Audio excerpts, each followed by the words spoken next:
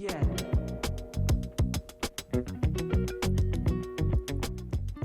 Hey, what's going on, everybody? It's your girl Merle. How's the fam? Can I interest you in water, a drink, a pina colada, a Virgin Mary, a Bloody Mary? Hope you're having a nice early holiday season for those of you who are celebrating. So we tried something out in the last video where I did a new angle and some of you really liked it, but some of you didn't. Some of you really didn't like that. It did not work for you. It made some people dizzy, apparently. It made people distracted. So we're gonna wait on that for a little bit. Maybe we'll try it again another time. I'm not doing anything that's gonna make it difficult for you to watch, but I did do something else because I wanted to give you a little gift. First of all, I'm closer now, so this looks nicer and that looks blurrier, which just makes it look nicer. I had to raise up this cutting board in order to do that because normally I'm back here, not as nice looking, not as cool looking, but this looks clearer and I'm closer to you and it's cool. But check this out. 'Tis the season, and she said, let there be light.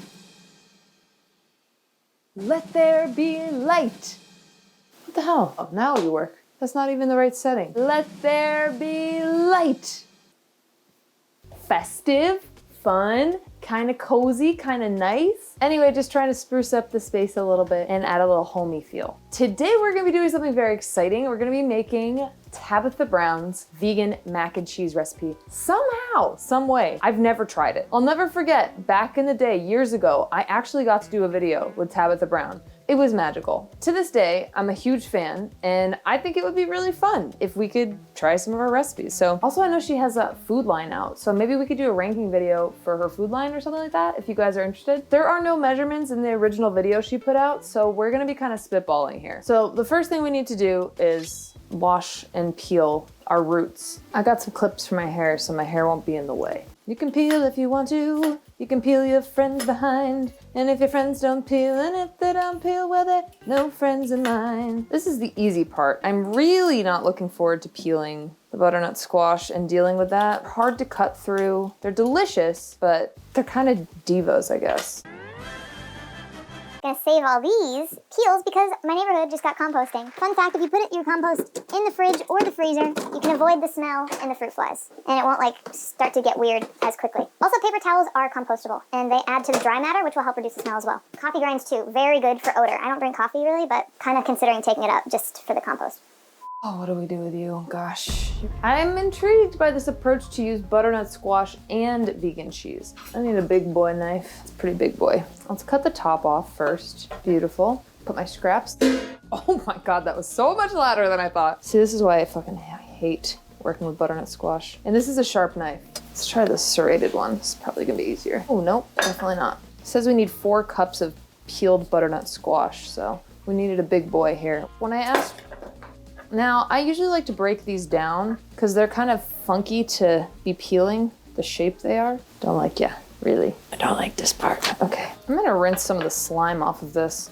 The juices from butternut squash are so sticky. Now I'm gonna peel these little sections. 'Tis the season. Seasonal cooking is important, people. Good for the environment, good for you too. So, I'm actually considering doing a seasonal cooking series. I think it could be fun. I'm gonna be boosting up to 2 videos a week pretty soon in the new year. So that might be one thing we try to do. Maybe go to the farmer's market and get a seasonal ingredient and make something with it. What am I supposed to do with you? It's like no peeler is shaped this way. I might use a knife. How many knives does it take for me to prepare a butternut squash? So far, 3. Use a little sharp knife. I think this might be the way forward. This also might take all night.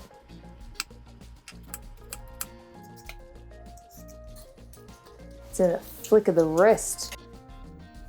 I'm gonna hang on to these seeds because I can roast them or I can use them for other things. But I'm gonna roast them and put some salt and olive oil on there and pepper. It smells like pumpkin. Okay, now we're gonna cut these up into little cubes. And then we're just gonna do the exact same thing with our potato. I'm gonna pop these in our pot of water, add some salt and some herbs and spices. And we're gonna let those boil for like 15-20 minutes or until they are fork tender. Also, while we're boiling our potatoes and butternut squash, we should also boil our pasta. And I saw that some reviews said that the 8 ounces she recommended was not enough. So maybe go for like 12 ounces. So That's what we're gonna do. I would just like to say that I normally like to use shells for like mac and cheese. The store I was at didn't have them, so we're gonna go with I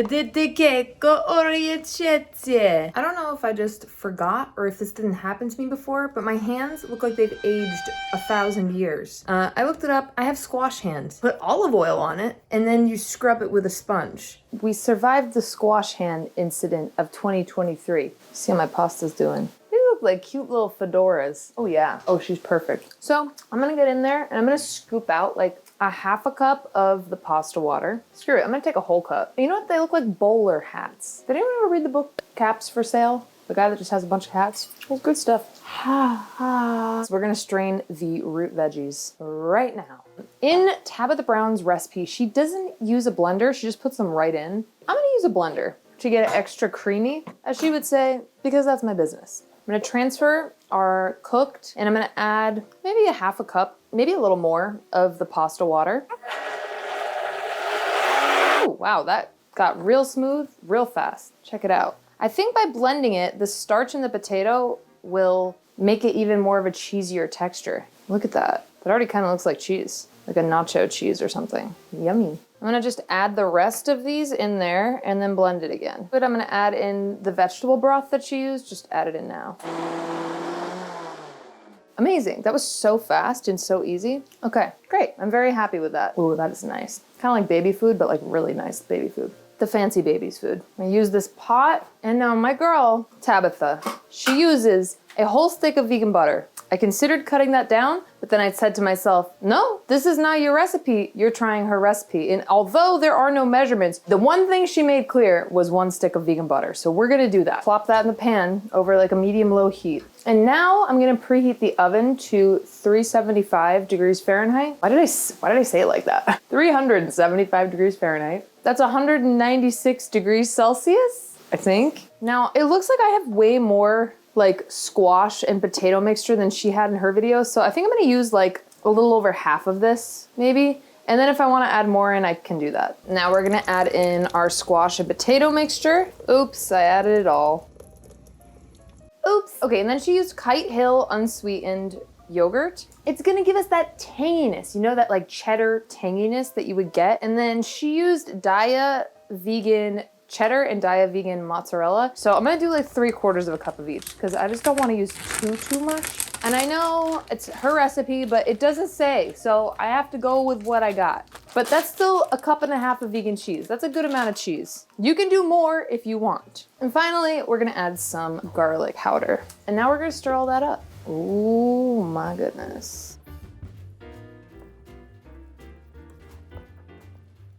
Okay, I'm gonna just keep stirring this up until the butter and the vegan cheese all melts together. All right, let's add the pasta in. Oh my God, I'm so excited right now.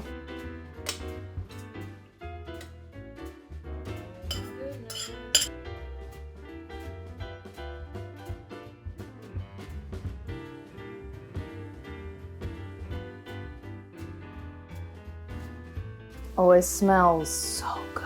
She put a little smoked paprika on at the end. Damn, this looks incredible.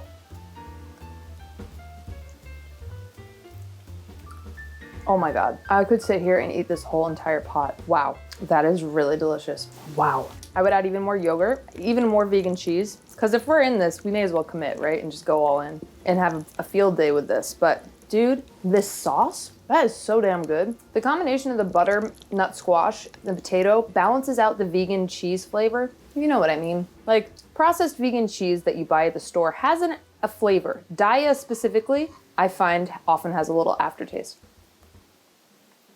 This almost like completely neutralizes that. And the vegan cheese, the Daya, actually, like, it does give it a nice texture. It does give it a nice chew. I think when we bake it, it'll give it a nice stretch. And I'll top it with some more vegan cheese. But like, damn, that is good. I give this like a 9 out of 10. This is so good. I want a little more tartness, a little more tanginess. I think you could probably use a little bit of salt. A dream mac and cheese for me has breadcrumbs. So that's why it's not a 10. But it's like a mix between a fancy baked mac and cheese, like homemade, and Velveeta. We're gonna bake it for like 15 minutes and then broil it for like 3.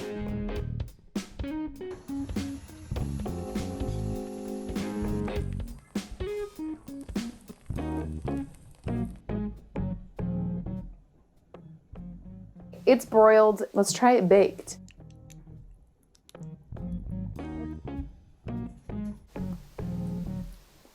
Honestly, it tastes the same. I'm gonna give the baked version like a 8.5 because it kind of dries it out. I'm just saying, I don't think you even need to go that extra step. It's just like plain old delicious no matter how you slice it. Have fun with this recipe. Mess with the measurements. If you like more tanginess, add more yogurt. If you want more cheesiness, add more of the vegan cheese. But as a baseline recipe, this is fantastic. If you're trying to get your relatives to eat something vegan around the holidays, make this. If you haven't already, please like and subscribe. That helps so much. So let me know whose recipe you'd like me to try next. And in the meantime, have a beautiful holiday season. I'll see you next week. And I'll be doing some of the vegan holiday meals that y'all make from around the world. So wherever you are, send me your favorite holiday vegan meal and what part of the world you're in. And if you don't want your username to be shown, let me know in the comments as well. So anyway, I hope you have a beautiful rest of your day. You look great. You're doing so well. And with that, I bid you adieu. Ciao for now.